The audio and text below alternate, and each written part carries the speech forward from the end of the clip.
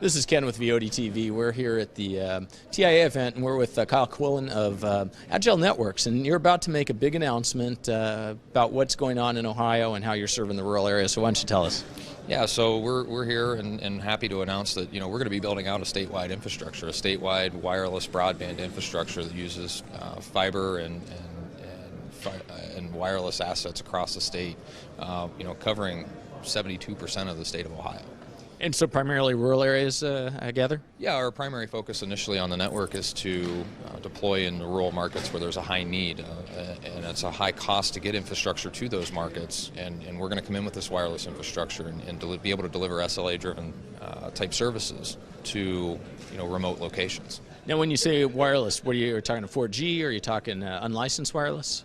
It'll be a mixture of both. We'll be using licensed microwave point-to-point links. We'll be using some unlicensed infrastructure in some rural areas where spectrum isn't as much of a problem, and then we'll also be using 4G air interfaces as well. And so this is a project that really, announcing it today, but the roots go back a ways, and it's kind of a unique story, I guess, how it got started. Why don't you kind of give us a briefing? Yeah, so about 5 years ago, I had the privilege to work with the Coshocton County Commissioners in Ohio and on a rural broadband development project, and I really got to see what collaborative broadband projects did for the community, what they did for the residents and the businesses, and we'll hear Commissioner Fisher talk about this tomorrow morning, but we really started Agile with the vision, and that's really where the roots of this vision started to build out the statewide network, was in Coshocton. Now, there's something interesting in your literature. You say something about 3 million, I think it's internet connectivity points or something. Why don't you distinguish that between that and residences? Yeah, so we've based our analysis on geospatial analysis, saying what our coverage footprint will be in the state, and we've taken the approach that not everybody who needs connectivity is a household or a business. It could be a substation in a rural location. It could be an oil and gas well in a rural location. The facts are there are a lot of places that just can't get high-quality broadband services or connectivity services, and we're going to cover 3 million of those points throughout the state. And so, Connect Ohio, I guess, was part of the one of your ingredients in your recipe here for success. That was one, and then I guess you're working with Jobs Ohio. Is that right? Is that another one, or?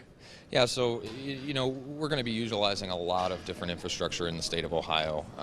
Some of it is vertical assets from the state, but one of the things that we're going to really drive is cost reduction to a lot of the government entities in the state. A lot of businesses in the state are going to see a cost reduction. A lot of residences are going to see a cost reduction in connectivity. You think about a hospital in a rural market, and there's a lot of doctors' offices, clinics that work with that hospital, and they need to do imaging, and oftentimes they can't get adequate connectivity from that doctor's office back to the hospital. With our infrastructure in place, we're going to be able to do that. We're going to be able to give it to them. And it'll be a mix of wireless, you say, and fiber?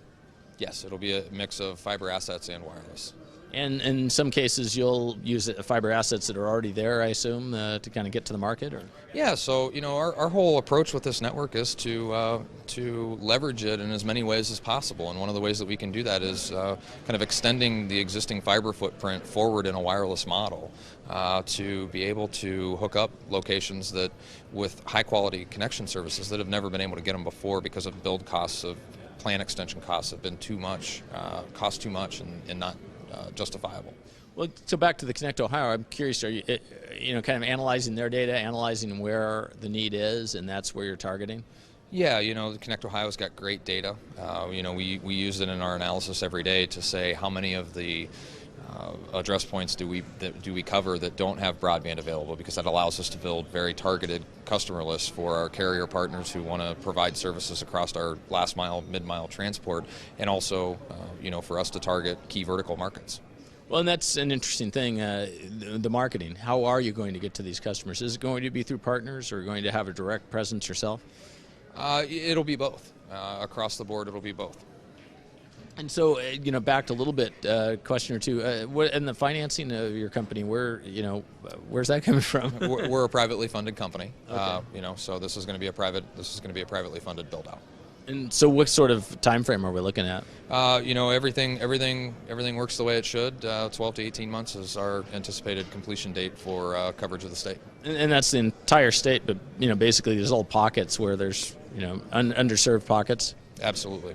Wow, so that's a pretty big plan. It's aggressive, and we've been in the engineering and design phase for over a year, and we've got really good partners that have the mass to be able to help us execute this in the time frame we need to. Well, appreciate, I know, man, I hope that's not a sign of something, but appreciate your time here and good luck with the project. Thank you. Thank you very much.